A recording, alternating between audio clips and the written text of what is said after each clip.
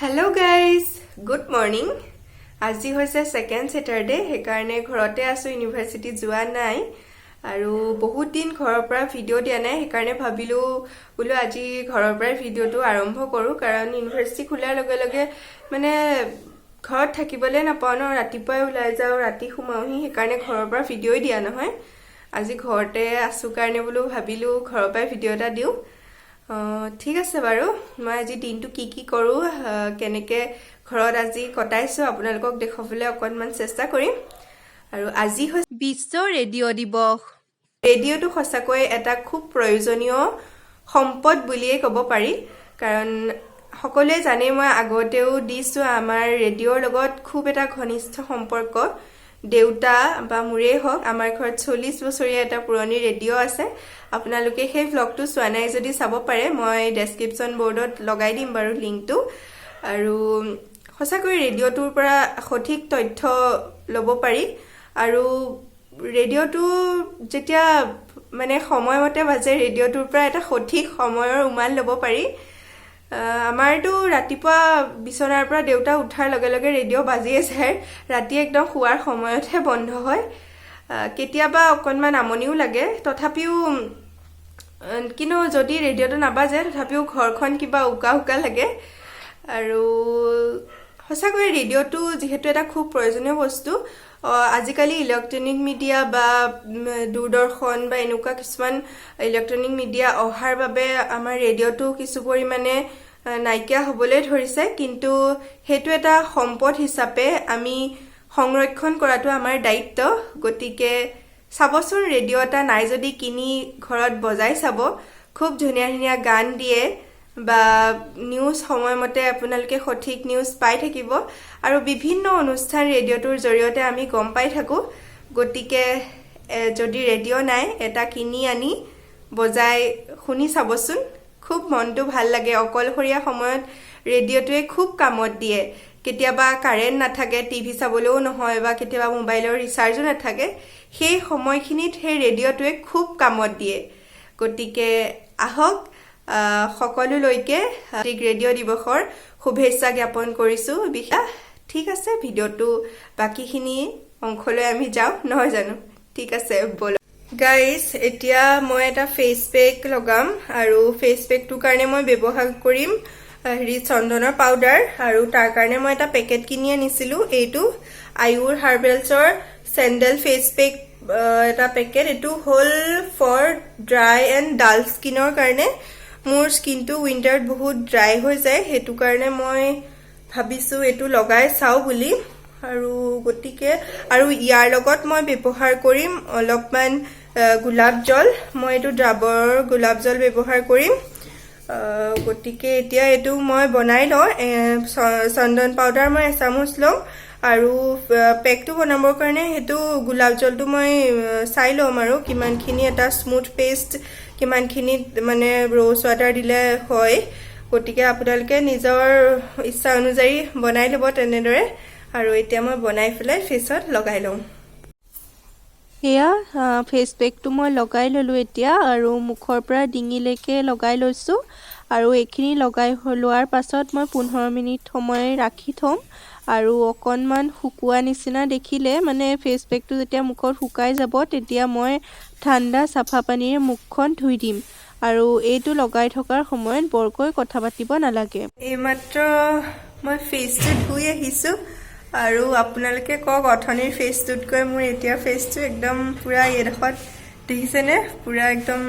আৰু আগতকে স্কিনটো মোৰ মানে উজ্জ্বলো হল আৰু একদম সফট লাগিছে পুৰা সফট লাগিছে সুই পেলাই নিজৰে ভাল লাগিছে আৰু আপোনালোকৰ যদি মানে এনেকুৱা ডাল স্কিন বা এনেকুৱা ড্ৰাই স্কিন আছে তেতিয়াহলে আপোনালোকে ব্যৱহাৰ কৰি চাব পাৰে খুব ভাল ৰিজাল্ট পাইছো মই ভাল লাগিছে মোৰ গতিকে আপোনালোকে ট্ৰাই কৰি চাব আৰু যদি ভাল পায় জনাব মোক গাইস এতিয়া মই আপোনালোকক এটা বস্তু দেখাম আমাৰ ঘৰত আজি মিষ্টি লাগি আছে আৰু পানী মিষ্টি লাগি আছে পানী মিষ্টিয়ে পানীৰ মানে কাম কৰি আছে পানী উলিয়াই আছে তলৰ পৰা তেওঁলোকে কেনেকে পানী উলিয়াইছে মই আপোনালোকক দেখাই আছো চলো এইফালে চক ঢেকিৰ নিচিনাকে বনাই লৈছে এনেকে কি টেকনিকত তেওঁলোকে মানে মাটিৰ তলৰ পৰা পানী মানে চেক কৰি চাইছে এইটো সাবমাৰ্চিবল বহাবলৈ ট্ৰাই কৰি আছে মজা লাগিছে চাই গাইজ মই এখন গাড়ী কিনিলো আৰু গাড়ীখন চাব নেকি গাড়ীখন হৈছে এইখন ৰিক্সা হয় কি ক'ব আৰু মানে এইটো ডাঙৰ একদম গাড়ী কিনিবলৈ মোৰ মানে ইমান যোগ্য নহয় আৰু মই যিকেইটা পইচা আছে সেইকেইটা পইচাই কিনিছোঁ আৰু ৰিক্সা এখনকে কিনো আৰু ন কিনিলেই হ'ল আৰু এখন থাকিবই লাগে আৰু আজিকালি এইবোৰৰ পৰা টেনশ্যনহে ৰিক্সা বা চাইকেল থাকিলে প্ৰব্লেম নাই ন ৰাস্তাত বিন্দাছ নিজৰ মতে গৈ থাকিলে হ'ল এক্সিডেণ্টৰো ভয় নাথাকে গতিকে ৰিক্সা এখনকে কিনিলোঁ আৰু কেনেকুৱা লাগিছে আপোনালোকে জনাব দেই মোৰ গাড়ীখন মই ভালকৈ দেখাই দিছোঁ বাৰু আপোনালোকক এইখন চাওক মোৰ গাড়ীখন কেনেকুৱা লাগিছে বাৰু ধুনীয়া ৰিক্সা নে ছেকেণ্ড হেণ্ড ৰিক্সাহে কিনিছোঁ দেই মানে ফাৰ্ষ্ট হেণ্ড কিনিবলৈও মোৰ ইমান অকাত নাই মোৰ ৰিক্সাখনত আপোনালোকে উঠে যদি ক'ব আপোনালোকক কম ভাড়াতে উঠাম বাৰু ভাড়ালৈ লাগে যদি মোক জনাব দেই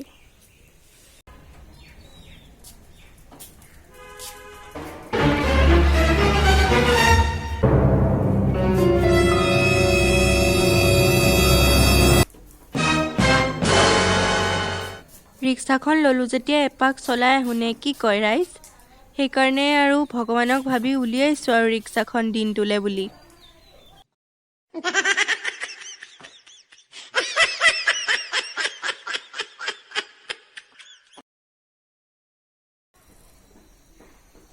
এইফালে সোমাই আনিবি ঘৰৰ ফালে নে কি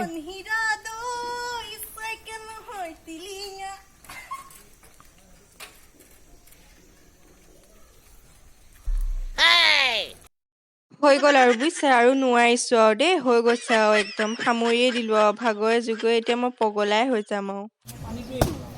নাই বুজিছে নোৱাৰিছোঁ আৰু মোৰ ৰিক্সাখন বেচি দিলোঁ মইচোন ৰিক্সা চলালে খাললৈহে যায় সেইকাৰণে বিকি দিলোঁ আৰু এওঁলোকে লৈ গ'ল আচলতে মোৰ ৰিক্সা নাছিলে এইখন মিস্ত্ৰী ৰিক্সা আছিলে মই চলাই চাইছিলোঁ গুড ইভিনিং গাইজ আৰু এতিয়া বাজিছে 4টাই বাজিব হ'ল মা আৰু মই ওলাই আহিছোঁ অকণমান কেন্দুগুৰিৰ ফালে কাম এটা আছে সেইকাৰণে আহিছোঁ আৰু ইভিনিং ৱাকো হৈ যায় আৰু লগতে সেইকাৰণে মা আহিছে লগতে মোৰ আৰু ঠিক আছে এতিয়া গৈ থাকোঁ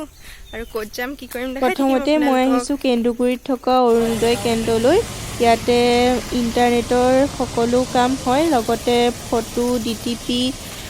জেৰক্স আধাৰ কাৰ্ড পান কাৰ্ড আৰু বিভিন্ন ধৰণৰ এনেকুৱা ইণ্টাৰনেট ৰিলেটেড কামসমূহ ইয়াতে হয় আপোনালোকে আহিব পাৰে এইখন মোৰ ঘৰুৱা দোকানেই হয় বৰ্তাহাতৰ হয় আৰু ইয়াৰ লগতে লাগি আছে আমিষ নামৰ এখন মাংসৰ দোকান নতুনকৈ খুলিছে এইখন ইয়াৰ অ'নাৰ হ'ল ত্ৰিনয়ন শৰ্মা এওঁলোকে বিয়া বা যিকোনো পাৰ্টিৰ অৰ্ডাৰো লয় তেওঁলোকে ঘৰ আহি পালোহি এতিয়া